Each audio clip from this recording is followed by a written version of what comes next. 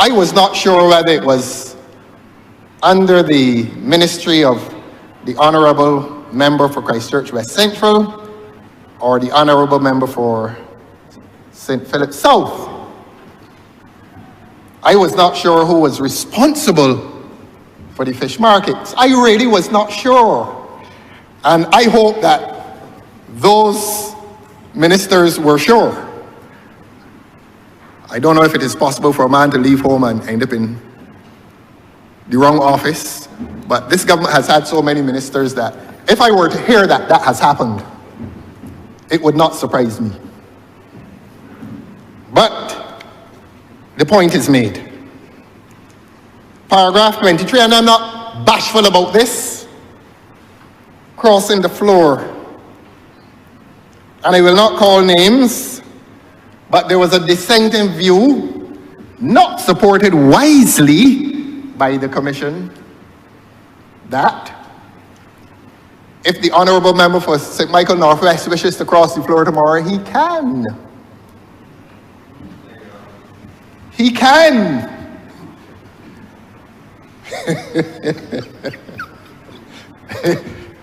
Because the Constitution protects him. However he feels about the front bench, the Constitution allows him freedom of association, and thankfully, the chairman of the Commission was a lawyer. Well, is a lawyer. He's still very much with us, and I trust in good health. So that the Honourable Member for St. Michael Northwest, in his state of trouble, some of it relieved. Political troubles may still be on the horizon, but if he wishes to cross the floor, and this is not a public invitation, nor private,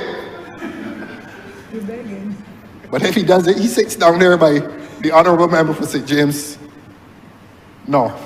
He can go down there with you.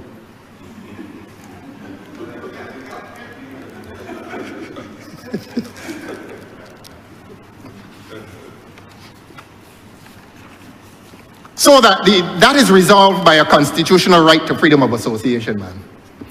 So the dissenting voice, whose name I shall not call, I understand why there would have been dissent from that individual. That individual is what you call a real loyalist. The tribalism of politics really resides within her political bosom more than most. And any departure from the tribe is a departure that must be punished with political death. And that is her philosophical approach to politics. If you are not with me, you must die politically. Not in a republic, though, and not in a republic with a constitution which guarantees the right to freedom of association. And the emphasis there is on freedom.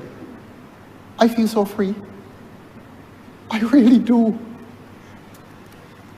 And that is a story I will tell at another time.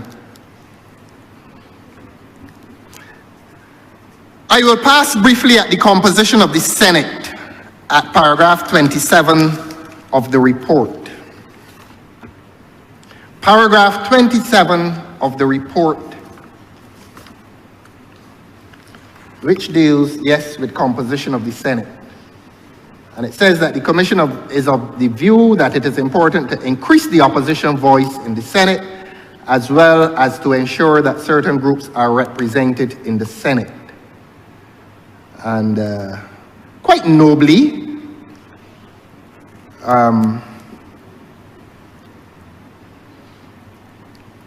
some of those categories articulated are representation of the elderly, the youth, LGBTQ, small business, trade unions, or trade union movement. In this morning's speech, I did not hear any deliberations on that. But the people of Barbados are entitled to know that there was a proposal that the Senate should be constituted among persons representing interest groups, being the elderly, the youth, LGBTQ, small business, trade unions, or the trade union movement. Paragraph 34 is one that you would appreciate that it troubles me, Your Honor. This is the Public Accounts Committee, and I'm wrapping up very soon. I am only dealing with those ones that I consider salient. There are others. The Public Accounts Committee. And this has not been a good story for this country. In 2003, this Public Accounts Committee was established by an Act of Parliament, which put in majority members of the government, the parliamentary government, and not only the parliamentary government, ma'am, but members of the cabinet. And as you know, ma'am, and as the people of Barbados know by now, that the Public Accounts Committee investigates government spending, and not only government spending, but irregularity related to government spending. And how do you investigate irregularity in relation to government spending and have among the investigators members of a cabinet who would have sat in collective responsibility for the same spending? How do you ask them to be investigators as well? Do they investigate themselves? Do they say, I am guilty? Ma'am, it does not make sense. But what I experienced as chairman of the Public Accounts Committee got even worse.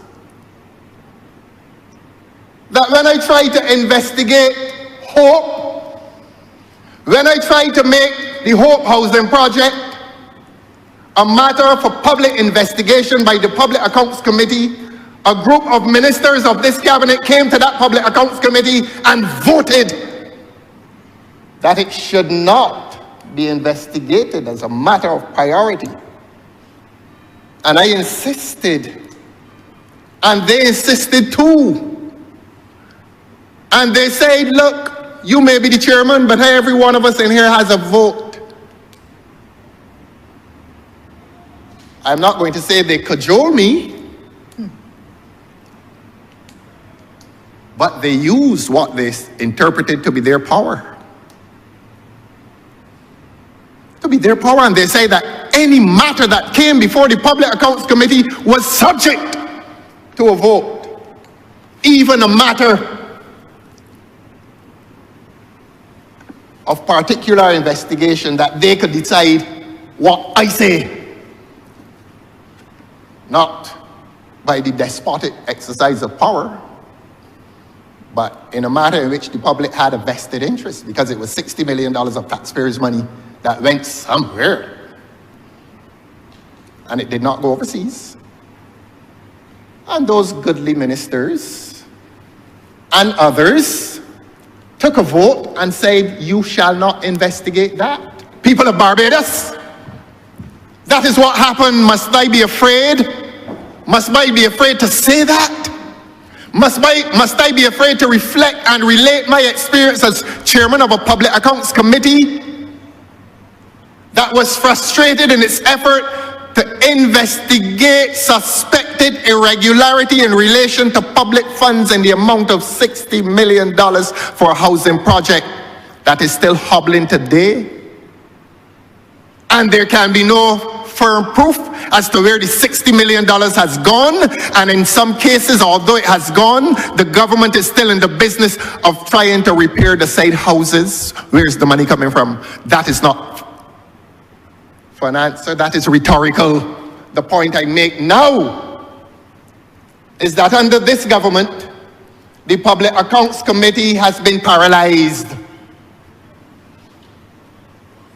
It has been paralyzed, Your Honor, and having been so paralyzed by this government's intervention at the Public Accounts Committee, who will be the guardian of public monies? I remember everyone that was in that room that fateful afternoon when the work of the Public Accounts Committee was assassinated, when we were brought to a halt and no one will now sit on that committee and allow its work to be conducted. And I send this notice to this government and to the people of Barbados that I'm coming back with it. And if I get resistance a second time, the people of Barbados will know, because the hearings of the PAC are not to be kept private. It is a matter of public business because it is a matter of public funds. And it must not be kept private. And the work of the Public Accounts Committee, which is the only body that supervises government spending on behalf of the people of Barbados, must be allowed to continue. I am coming back. But today, Your Honor, we are dealing with the Parliamentary Reform Commission report, which I still say is futile, because this report will not advance Parliament in this country unless it is discoursed upon within the context of constitutional reform. Is this exercise today futile? Are we merely taking up parliamentary time?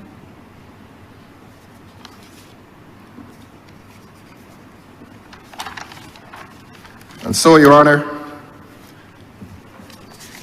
that is where we are today.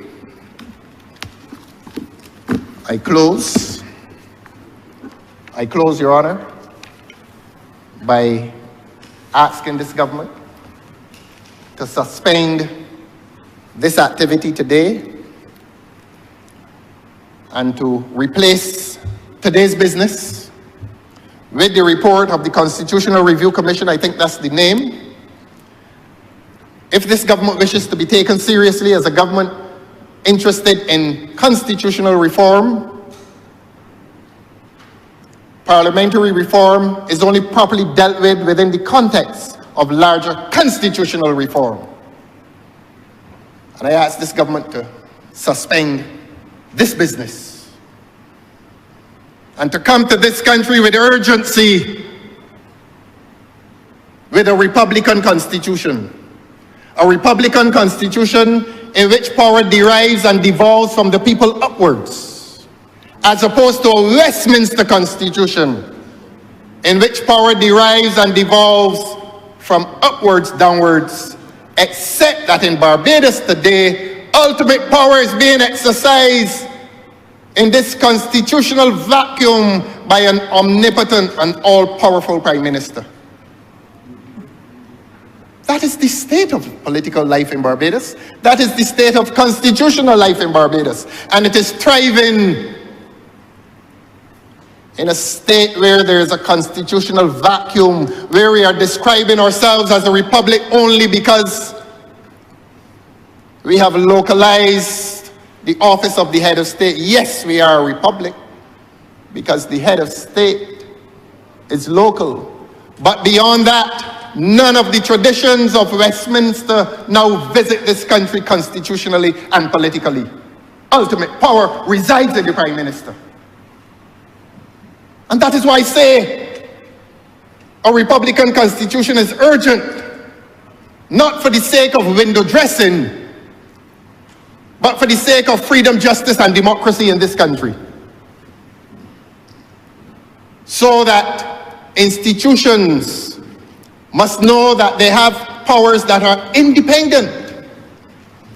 Institutions of state must know that they have powers that are independent and that they can function impartially, except that every ministerial discourse in this country now admits that nothing is done unless it is done with the condonation of that office called Prime Minister.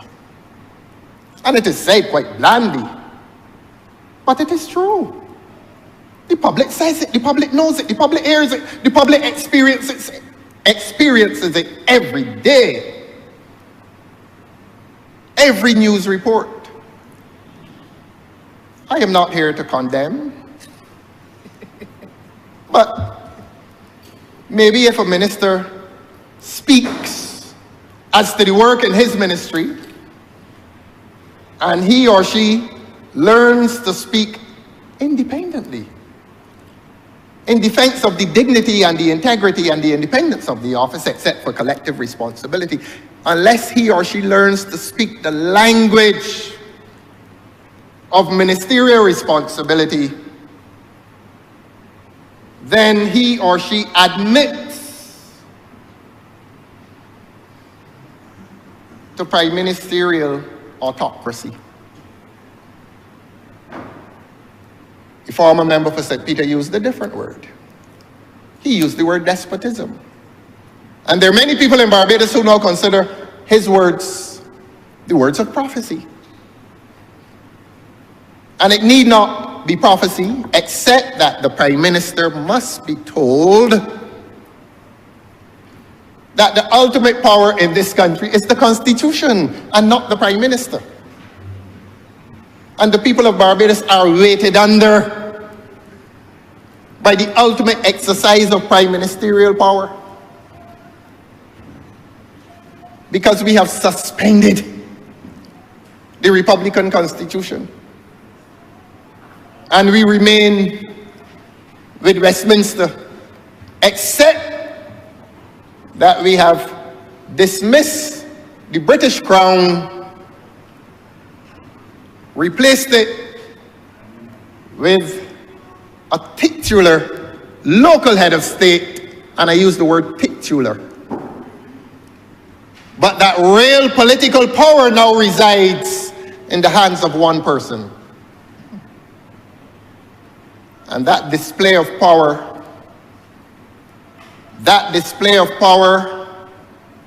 within Westminster tradition allows one person in this country to determine when elections will be called. That is not a feature of republicanism. A feature of republicanism would be that a term of government is fixed. Whether 4 years or 5, it is fixed. So that an election date is not a matter of ambush. An election date is properly fixed within a Republican Constitution where representative government properly exists, where power is genuinely exercised on behalf of the people and not by the whim, not by the arbitrary action of one person who will determine that all activities of the state, from the police back to any other institution,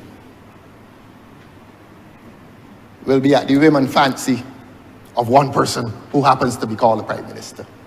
That is the state of Barbados. That is the constitutional state of Barbados. And where lies this document today? This document, for all intents and purposes, ma'am, is useless. And I mean no disrespect to those who sat on the commission, because they ought to have been the Constitutional Reform Commission. When one looks at the qualification and the content of the commission, the Parliamentary Reform Commission, they ought to have been the Constitutional Reform Commission.